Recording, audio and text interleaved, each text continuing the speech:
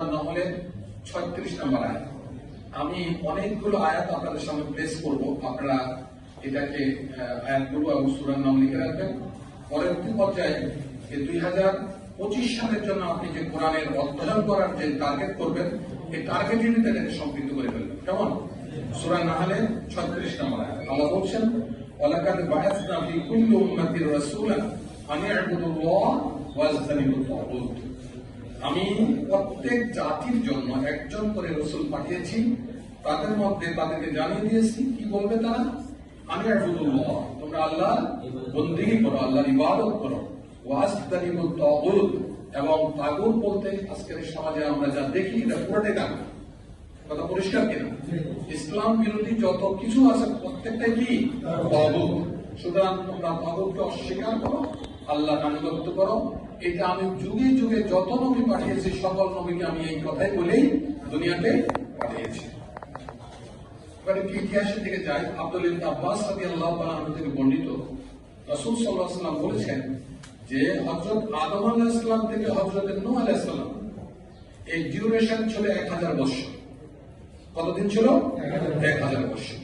এই 1000 বছর দুনিয়ায় সমস্ত ওই সময় যত মানুষ ছিলেন সবাই আল্লাহর আনুগত্যের কর্মরত ছিলেন, অস্বীকারী কেউ ছিলেন না এবং খারাপ কাজে কেউ লিপ্ত হয়নি। সব মানুষগুলো কি ছিল? ভালো ছিল।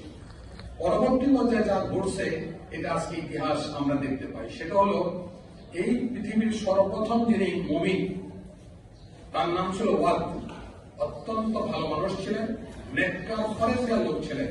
সুয়া, ইয়াগুস, ইয়াউক, নাসর, এই 5 জন ছিলেন ওই সময়ের সবচেয়ে সেরা মানুষ, আল্লাহর একদম নেককার বান্দা, যেটাকে আমি আজকাল আমরা আমাদের দেশের সমাজের গতানুগতিক ভাষায় আমরা বিশ্বাস বলি নাকি, একদম পাকা মুমিন ছিলেন।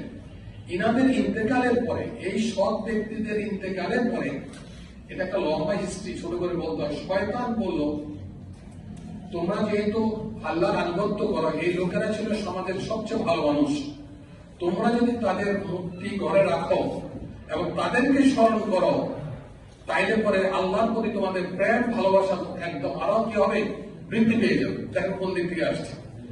এইভাবে তারা প্রথম তাদের যে ইবাদত গৃহ ছিল, সেই ইবাদত গৃহের মাঝে এদের মূর্তি রাখা শুরু করলো।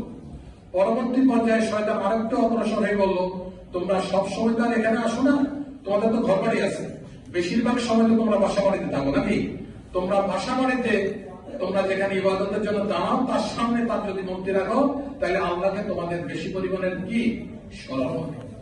এইভাবে শয়তান তাদের